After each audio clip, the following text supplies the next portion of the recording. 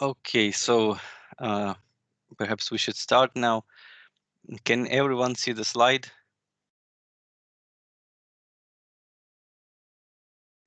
Yes. Thank you. So my name is Andrii Yevenko. I'm a physician from Flood Project, and this presentation will talk about ways to stay healthy while working from home, and about health and lifestyle in general. So the first thing is, what is health? And even physicians themselves and health specialists debate among themselves what is health. And on this slide, you can see a few ways to describe health which were in the past. So one of the first definitions of health was a state characterized by anatomic, physiologic, and psychological integrity, ability to perform personally valued family, work, and community roles, ability to deal with physical, biological, psychological, and social stress. And this was one of the first definitions that we got. And eventually, in 1948, WHO came up with another definition of health, which has not been amended since, but it has been expanded upon. So, according to WHO in 1948, health is a state of physical, mental, and social well-being in which disease and infirmity is absent. But this is also highly debatable statement, because physicians and health specialists continue to debate along these lines. And one of the most recent additions to this statement is that health is the extent to which an individual or group is able to realize aspirations and satisfy needs, and to change or cope with the environment. Health is a resource for everyday life, not the objective of living. It is a positive concept emphasizing social and personal resources as well as physical capacities. What it means is basically health is not a goal for people to achieve, but rather a resource to have to do everything a person wants. So, like, instead of it being a goal in the past, it is now something we use to achieve our other goals. So how to maintain your health? Achieving and maintaining health is an ongoing process shaped by both the evolution of healthcare knowledge and practices, as well as personal strategies and organized interventions for staying healthy. Health is something that is easy taken for granted. When we start losing it, it's hard to believe we spend so not valuing it. And to achieve the best level of health, one needs to adhere to a healthy lifestyle.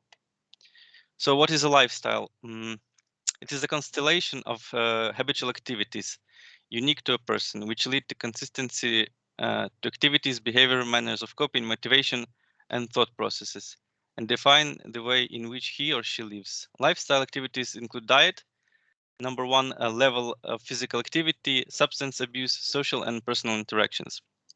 So what this basically means is it's a collection of things, how you live your life.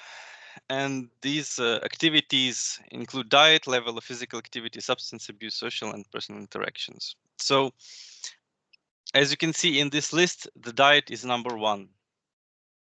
And we're going to talk about a healthy diet. So healthy diet is one that helps maintain or improve overall health. Healthy diet provides body with essential nutrition, fluids, macronutrients, micronutrients, and adequate food energy. So according to WHO, there are 5 recommendations for people to maintain health. So the first one is to maintain healthy weight. We will talk a little bit more about it in the future. This means eating roughly the same number of calories that your body is using. And I have provided a link in this presentation where you can calculate the number of calories that you need for your everyday life it depends on your current weight. It depends on your activity, age, sex, gender, any medications you're taking, and so on. Roughly for a non-adult individual, number of calories that you use is around 2000. And if you're eating below that or over that, you might be changing your body weight. The second recommendation is to limit intake of fats.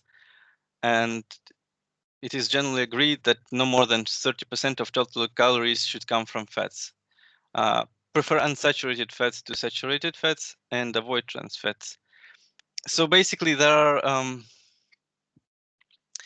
a lot of different kinds of fats, and unsaturated fats are like more healthy, and saturated are unhealthy, and trans fats are especially not healthy. You can learn more about unsaturated, saturated, and trans fats by clicking on the links I have provided. I will share the presentation later, or you can Google it. So there's a lot to learn about this topic. It could take a whole day talking about this. So eat at least 400 grams of fruits and vegetables per day. Potatoes, sweet potatoes, cassava, and other starchy fruits do not count because they are very rich in calories and fast sugars. So this means fruits and other fruits and vegetables. Healthy diet also contains legumes like lentils, beans, whole grains, and nuts. Whole grains are a type of grains that have all the components of the grain in them, basically. So if you eat some sort of cereals, oats, and so on, try to find one with whole grains. Limit the intake of simple sugars to less than 10% of calorie. Simple sugars are contained mostly in white bread, different cakes, sugar, beverages, and so on. So if you have probably heard a lot that sweet drinks contain much of the calories and a very big amount of sugars that we need to avoid. Limit salt and sodium from all sources, and ensure salt is iodized.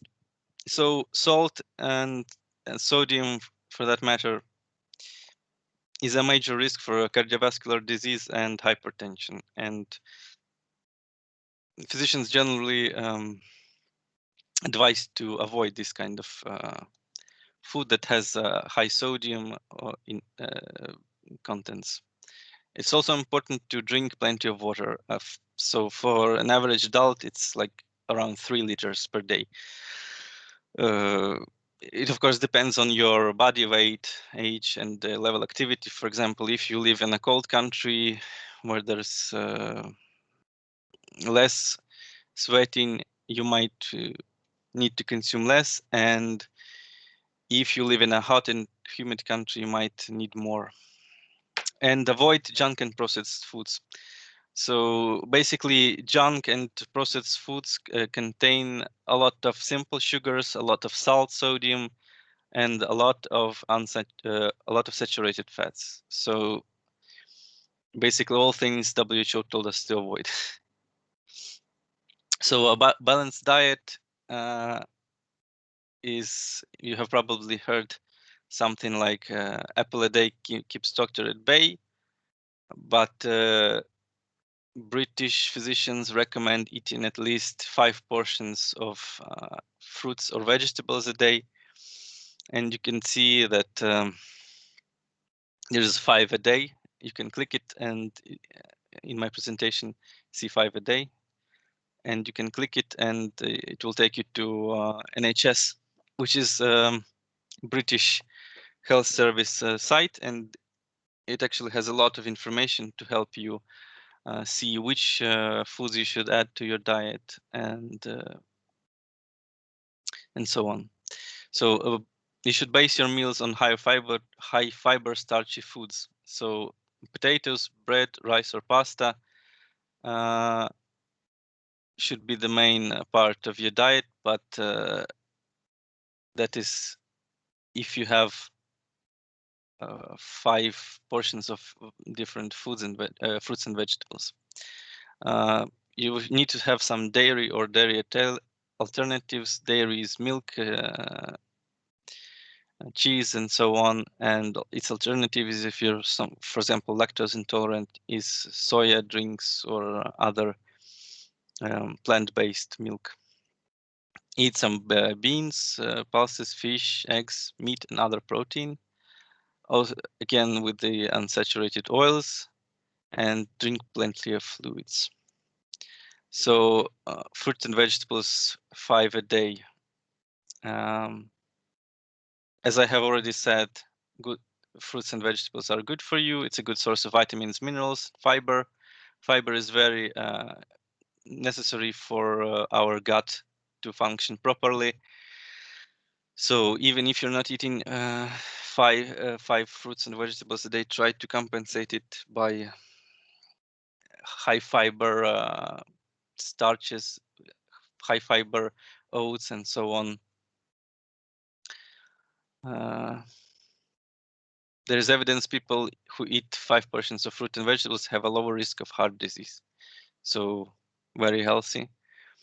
So these are examples of what contains a portion of vegetables or fruits. So for example, 80 grams of fresh canned or frozen fruit and vegetables, 30 grams of dried fruit, 150 milliliters glass of fruit juice or smoothie, 1 apple, 1 banana or pear or similar sized fruit, slice of pineapple or a melon, a tablespoon of dried fruit such as raisins with your cereal. You can swap your biscuit, which has a lot of simple sugars, for a banana, and you can add some salad to your lunch. Okay, so now healthy weight. Weight gain occurs when you regularly eat and drink more calories than you burn throughout normal bodily functions and physical activity. So it is, as WHO has suggested, you need to maintain your body weight. And the best body weight can be determined by checking your BMI. And I have provided a link for your BMI calculator, which you can click at and determine what is your BMI. And BMI between 18.5 and 24.9 is the most healthy. It's also worth to note that BMI of over 40 is a major risk for COVID severe illness. And it contributes almost to everything that causes COVID severe illness. So it increases the risk of hospitalization. It's connected to impaired immune function. It decreases the lung capacity. It increases the risk of death, and it's linked to lower vaccine responses. So, as you know, vaccines have been developed for COVID-19, and obesity can also impair the success of vaccination. Next thing we're going to talk about is sedentary lifestyle, which probably concerns most of people today, even before pandemic and we started to work from home, and now it is even more dangerous. So it's a lifestyle that involves little or no physical activity. A person living a sedentary lifestyle is often sitting or lying down while engaged in activity like socializing, watching television, playing video games, reading, using mobile phones, computers, and for people who work from home, sometimes working. Also, people have started working while lying down on a couch or in a bed. So what are the health effects? The effects of sedentary work life or lifestyle can be direct or indirect. So one of the most prominent direct effect of sedentary lifestyle is an increased BMI, which leads to obesity, as I have previously told. And lack of physical activity is one of the leading causes of preventable death worldwide.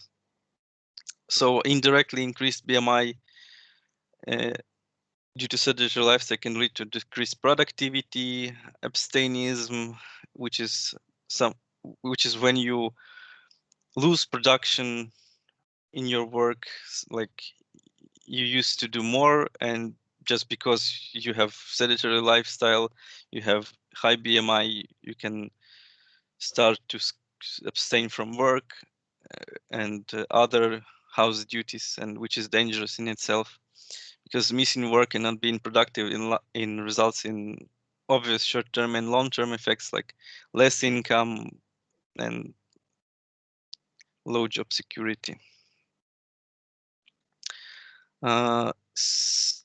Sedentary lifestyle and lack of physical activity can contribute to or be risk factor for a lot of problems. So you can see all of them on my slide. So it's anxiety, cardiovascular disease, migraines, cancers, computer vision syndrome, which like when your eyes get very tired from watching a screen, depression, diabetes, gout, high blood pressure, lipid disorders, which contribute to cardiovascular disease, skin problems, higher mortality in adults, again, obesity, osteoporosis, scoliosis, and spinal disc herniation. It's when you can develop lower back pain. And to combat sedentary lifestyle, we should exercise. So adults should do some type of physical exercise every day. So basically, any type of activity is good, that is better than no activity, and the more you do is better. So generally, adults should aim to be physically active every day. So as I have said, any activity is better than none, and more is better still. To strengthen activities that work all the major muscles, legs, hips, back, abdomen, chest, shoulders, and arms, at least twice a week. So for that, you might need to go to a gym or outside to work out. For example, in Kiev, there are workout spaces in a lot of near a lot of buildings with in every, sorry, I forgot the word. So basically, there are a lot of places to work out in Kiev.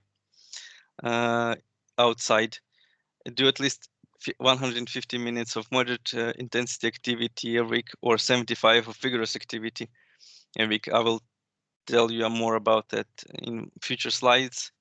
So reduce time sitting or lying down, and break up long periods of not moving with some activity. So this means that it's better to stand up once an hour than for 3 times than to stand up once for a longer time after 3 hours.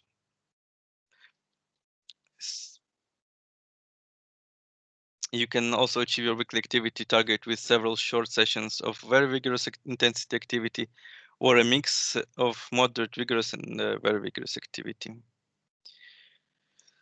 So what counts as moderate aerobic activity? Moderate activity will raise your heart rate and make you breathe faster and feel warmer. One way to tell if you're working at a moderate intensity is if you can still talk but not sing. So examples include brisk walking, water aerobics like swimming, riding a bike, dancing, double tennis, pushing a lawnmower, hiking, rollerblading, or something like this. And I will repeat myself that you would need 150 minutes per week of this activity to stay healthy. This slide, you can see pictures of types of moderate activity. The next activity is vigorous activity. It makes you breathe hard and fast, and you will have trouble. You will know if you have trouble speaking more than a few words without pausing for breath. So 75 of vigorous activity can give you similar health benefit as 150 minutes of moderate intensity activity. And it's also worth to say that most moderate activities can become vigorous if you increase your effort. For example, if you're having a brisk walk, you can run. If you cycle, you can cycle uphill or faster. and so on. So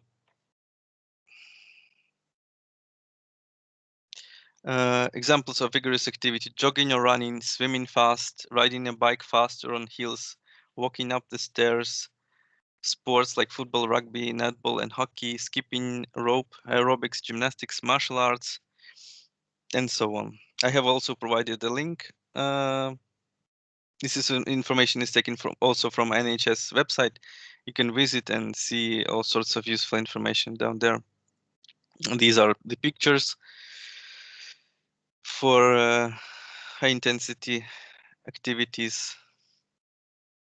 If you didn't knew them, a very vigorous activity is performed in short bursts of maximum effort. So it's also known as high intensity interval training, which is quite popular thing in recent times because it preserves time and it provides you health benefits, but it's not for everyone, and you need to be physically fit to try this kind of activity. So you should start with moderate and vigorous and move to very vigorous activities later on when you become more fit. So examples include lifting heavy weights, circuit training, sprinting up hills, interval running, running upstairs, and spinning classes. What activities strengthen muscles? Mm,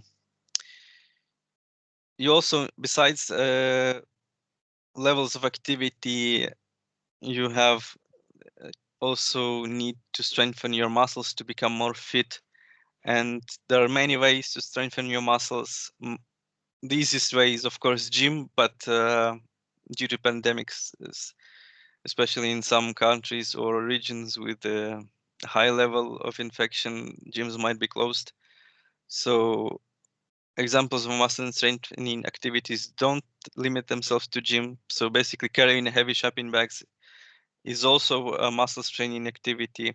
Yoga, Pilates, Tai Chi are muscle strengthening activities. Lifting weights, working with resistant bands, which you can do at home. You can also, yes, plank is also a muscle strengthening activity, but it's like it does not strengthen all of your muscles. It strengthens a lot of your muscles, but you also need not to forget about other types of muscles you have in your body. So you can also visit the NHS site I have provided for muscle strengthening activities, or you can Google it. But the main point is you need to try to keep all of your muscle groups strengthened for maximum fitness. That way you can do more activities, be healthy, and have less complications to your health. So after we've talked about them, this slide shows like intensity of exercise based on pictures. So if you haven't been leaving your house for a year, you can start light or moderate activities. You can then move on to vigorous activities. And when you're fit enough, you can start with very vigorous activities. And generally, they provide you with best health benefits with less and less time you need to consume. So high interval intensity training, you need to basically spend 15 to 30 minutes a day, and it will provide you with all the activity and even uh, help you to maintain your health that way. So staying active while working from home. So it may sound like a dream. So you're not commuting, you're avoiding rush hour, you're taking calls from the couch, but it can lead to the sedentary life that we try to avoid. And it can erode our self-discipline because we don't need to go anywhere. And both of these things are important for your physical and mental health. So it presents us with a unique set of challenges, especially when it comes to health. For example, abundance of alluring snacks in the kitchen, and the lack of social stimulation and temptation to work in ergonomically unsound position, like in your bed, as I have told before, can sabotage all otherwise virtuous workers' best health intentions. Yes, it yes, you don't need to hurry anywhere, and it provides you with way less stress. It's very good, and stress management is very important for any healthy endeavor. But even based on my experience, it is very easy to fall for temptation of like not getting out of bed to work or unhealthy eating. So the main thing about this is self-discipline and remaining active. And I will share with you a few tips I have found on internet that are helpful for everyone. So setting up a separate office space. So it's very important to have your workspace uh, ergonomic that is solely for work. Mm, so based on my experience, working from bed or couch is not very productive. I have noticed it. So I have set up a working desk that I am using to work, and it helps me take off my mind from work when I'm not working. So when you work, you are at your desk. When you don't work, you can return to your couch or a bed and take your mind off of work. So for office space and a chair, you can uh, choose a good chair. You should invest in your comfort, even if it seems like you're only working for a short period. But having a chair that relaxes you and supports you properly is very important. Uh, you can even take naps sometimes if your chair is good enough. So not necessarily like this one in the picture, but a good chair is important. I will read the comment. Work table at the kitchen because it's only table there, but the fridge, yeah. So you can work at the table in the kitchen, but you need to remember that work is work and food is food. So besides that, you are not eating healthy. So when people eat, they generally should not like watch TV shows or YouTube or something else, because it distracts us from eating and we might overindulge in eating. So if you work, it's the same. If you're working and eating, you might not notice that you're eating way too much than you need. And I have also noticed that you can have your dinner, then go for snacks, go for sodas, and so on, and they are not very healthy for you. And it's also damages your discipline. Set a schedule. So, of course, while working from home, it's a great temptation to wake up later and do your work. And since we have since we might have lower discipline and we might abstain sometimes for work, we can stay out late, and this also this also breaks our work and leisure schedule. So it's better to set up your schedule so you know the hours you work. So example, you start at 9 and you finish at 6, and you try to be as productive as you can, and after that just forget about your work. You can so when setting a schedule, one of the benefits of working from home is you can while having a break, for example, you can go outside or go for a workout, which you wouldn't sometimes normally do while working from office. So this one is a benefit. So try to go out. Create a soothing environment. So basically environment is very important.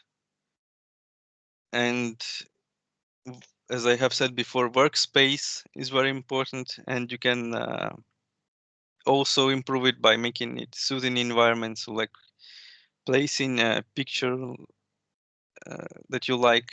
As you can see in this picture, there is a horse, or having your workspace in front of your window can also help to rest your eyes and to watch the cityscape if you're in the city, or nature if you're in more rural area. It also helps to relieve stress and help you be more productive. Keep kitchen stocked with healthy snacks and meals. So, for example, for people who work from kitchen and kitchen table, it's not only easy to wander into kitchen, but you are in kitchen and it's packed with food and treats, and you are tempted by it. So you can avoid this temptation by not buying unhealthy snacks and foods, and by placing healthy snacks and foods. And you can see the examples of healthy snacks and foods. It's fruits, vegetables, whole grains, and so on. Get showered and dressed as if you're going to office. So even when not working anywhere, you still need to shower and take care of your hygiene. It's very important. But showering and dressing helps your mind to turn from rest to work. Not necessarily, you cannot necessarily dress in a suit with a tie, but you can swap your pajamas for jeans and t-shirt, but it will help your mind to stay focused on work, because change in setting is also important. Get involved with the virtual community. So if you're working from home, mm, basically you need to still socialize, and even if you have someone at your home, you need to socialize with other people. And one of the ways is like, if you're having meetings at work, try to enable video conferencing for each other to see. It will also help you to maintain your discipline, to take care of yourself, to look good, to help you stay motivated, and so on. So you need to moderate your alcohol intake, not mentioning that you must not take alcohol while you work. And alcohol has all kinds of risks, and these risks increase with the amount of alcohol you intake. So according to dietary guidelines, in most healthcare specialists recommend 1 to 2 drinks for men and one drink or less a day for women. And you can, in the next slide, you can see the types of drinks, and the upper number says that the amount of drink, and the lower amount is like milliliters. And if you visit the site, you can see which drinks contain how much alcohol. So 1 drink or less for women, 2 drinks or less for men. Ideally is not drinking at all. It provides maximum health benefits. It also means that you should not, for example, if you haven't been drinking for a week and you go out on a Friday, and it doesn't mean you can have 10 drinks if you didn't drink 2 drinks or less per day. So it's still 2 drinks or less. So it's very important. Quit smoking. Uh, you have probably heard it 100 times over, and I will repeat it 101st. there is no part of your body that smoking doesn't damage. So it causes all types of cancers. It causes all types of chronic diseases, and it's just bad for you. So just quit smoking. There are a lot of ways to quit smoking. If you will visit the NHS site I have provided, it's not necessarily the same in every country, but you can ask for advice for quitting smoking from your physician. You can ask advice for quitting smoking in specialized clinics. You can get this advice on internet, your friends, relatives, and so on. Uh, Keep an active mind and have fun. So working is good, but you also need to relax. You need to keep your active mind, and keeping an active mind is very important for your mental health. Uh, One of the best ways is to keep learning. Uh, so watching educational videos on YouTube or TV, not TV shows and so on. Like binging on TV shows is generally not very good. You can take up new hobbies, learn history, study science, create art, and so on. Uh, Recreational drugs. So same as smoking, no recreational drug has no side effects. And if you want to live healthy, you will need to quit or at least cut down on recreational drugs. Not saying that most of the drugs are illegal, especially in Ukraine. There are like no recreational drugs are legal. So besides health problems, you will also get law problems if you use recreational drugs. Online studying isn't as efficient as in person. Well, it depends from person to person. If you are an extrovert, it might be more difficult. If you're an introvert, it might be easy. The main thing is, as in everything, with when you don't the when you are the person who motivates you, the self-discipline is very important. So of course, learning online is more difficult because if you don't have the motivation, you will be very, very unproductive. So start off with gaining motivation, setting your goals. So if you want to learn something online, uh, probably you have thought about it before and you understand why you want to learn something. And it helps to increase motivation and to learn things you want. Uh, of course, learning in study groups, especially in person, for example, in a class, can be more motivating, but nothing is impossible, and you can study from home. So um, I'm a physician, and I have a lot of colleagues, and I have studied a lot on my own myself, and you can be as productive as well working in classes if you have the right motivation for it. So perhaps you have heard of the different licensing exams for physicians, which are very, very difficult. And I have friends that have managed to prepare for them just themselves using online tools and so on without any help. So you can achieve it if you want. Besides, while working from home and staying at home, uh, studying is better than just even if you're not very productive, it's better to study something than nothing and just watch TV shows. So that is also important.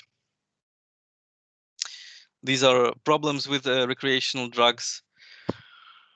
Uh, as you can see, infections, if it's injectable drugs, infections are number one danger: human immune deficiency virus, hepatitis, and so on. Addiction: a lot of recreational drugs are addictive.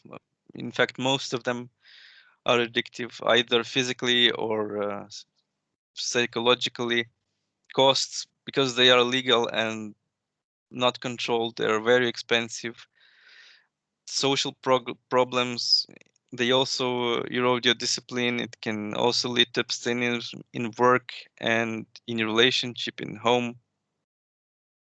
It can cause mental problems. It can cause overdoses, especially heavy drugs can be lethal, and non-heavy drugs can lead to psychological or health issues. Illegal drugs are not pure, so you don't know what you're taking, and it can also cause problems. Accidents and fights are more likely after taking drugs, and unwanted sexual intercourse is more likely under the influence of drugs. So sleep is an essential component in maintaining health. In children, health is vital for growth and development. Sorry. Sleep deprivation has been linked to increased risk of some chronic health problems. It has been correlated with both increased susceptibility to illness and slower recovery time from illness. In studies, people with chronic insufficient sleep, 6 hours or sleep or less, were found to be 4 times likely to catch a cold compared to those who reported sleeping 7 hours or more a night. So this means if you have chronic sleep insufficiency, for example, less than 6 hours a day, you're 4 times more likely to catch a cold. And COVID is also a type of cold, so you are 4 times more likely to get COVID if you don't have enough sleep. So how to get to sleep? Most people know how to sleep, but sometimes find it difficult, especially if they are not living their home setting is not changing every day.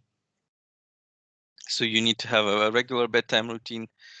So as I have said before, you need to set a schedule so you know what time you go to bed. You need to stick to these routines, and that's it. Sleep at regular times and regular intervals. So most people need at least 6 to 9 hours of sleep every night. It changes from person to person. Of course, people that sleep 9 hours are envious of people who sleep 6 hours a night, but you need to. But it's just the way your body works, and you need to sleep what you need to sleep. So you probably know how much you need to sleep, but that is absolutely should be more than 6 hours. 6 is not enough. Yeah, for some people it is enough. I know that myself, I need to sleep at least 9 or 8 hours. Yeah, no less than 7. I know people who sleep 6 hours and are healthy, but those people are rare, and most of other people envy them. It is important to try wake up at same time every day. So yeah, a schedule.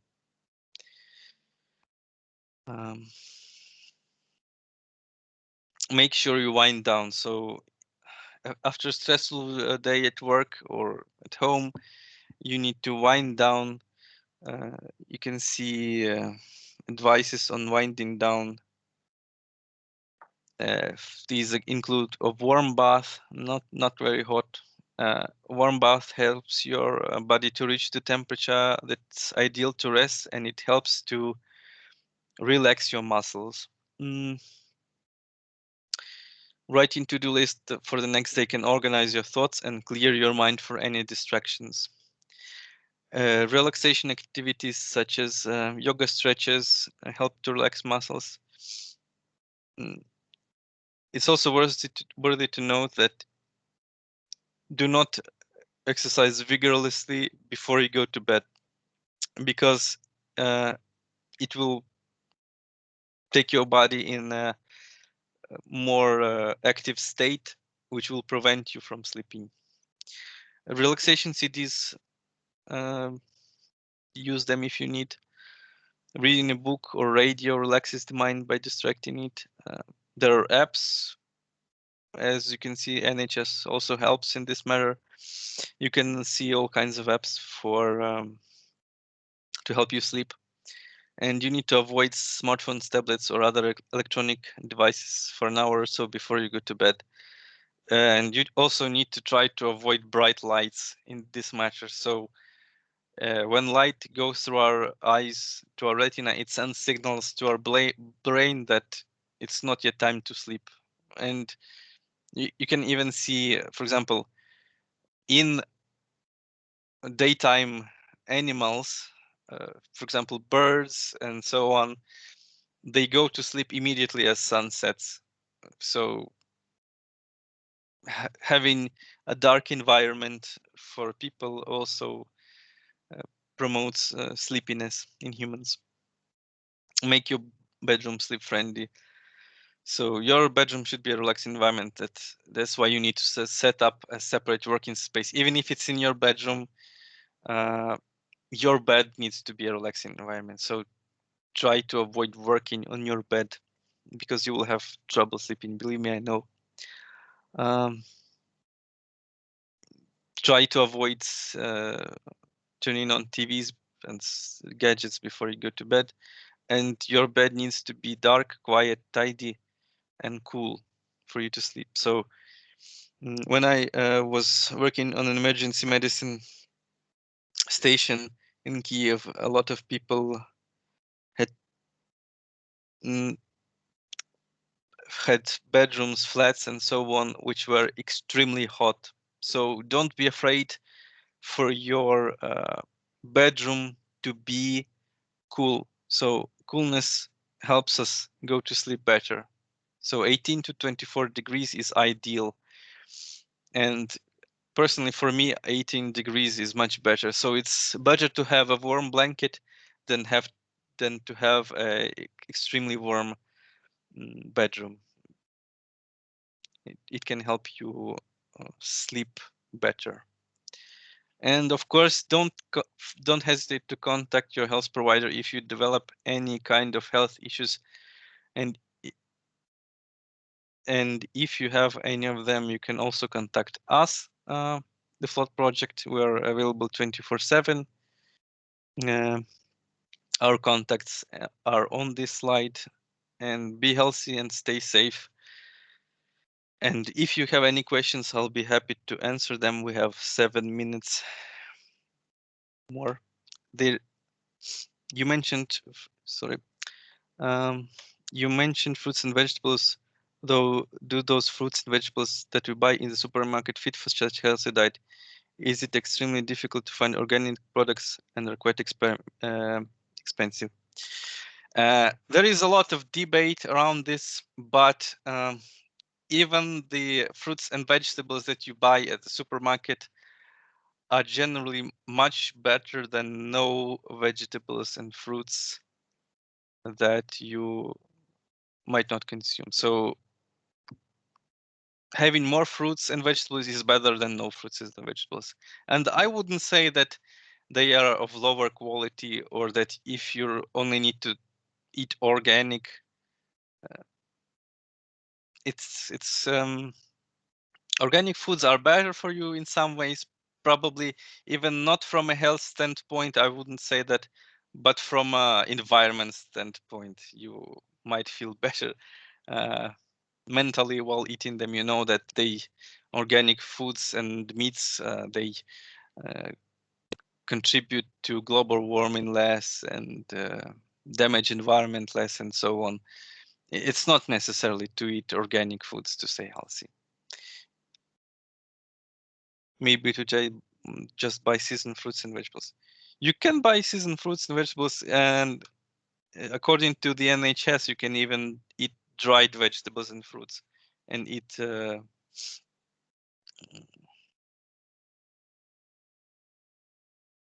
juices. Not to buy tomatoes in winter because they're not useful. They are useful, believe no. You might buy seasoned fruits and vegetables, but again, no any fruits and vegetables better than no fruits and vegetables. It's I think it's a misconception. So there are regulatory bodies that control if your products that reach the supermarkets have safe components to them and not have pesticides and so on.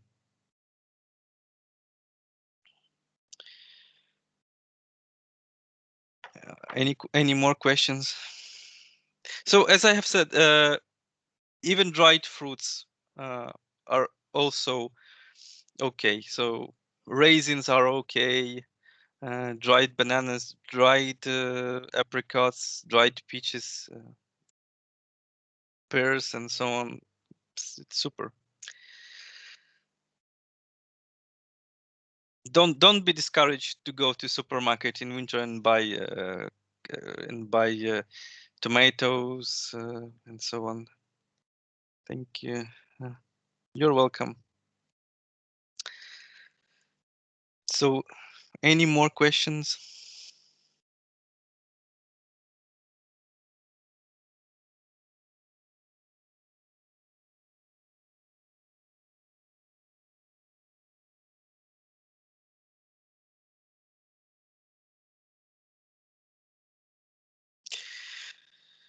Okay. Eat healthy, stay healthy, get activities, and you will be okay. Again, you can visit markets if you want, but I would say get what you get. Organic foods are more expensive, of course, than supermarket foods. They may be better in some ways. If you want, I can provide you with a very educational video by Kurzgesagt. It's a German YouTube channel that talks about a lot of things, and they have a video about organic foods. So I will provide it in the chat if someone wants to see it. I will also provide this presentation. Okay. Thank you very much for your attention. Stay healthy, and see you later. Goodbye.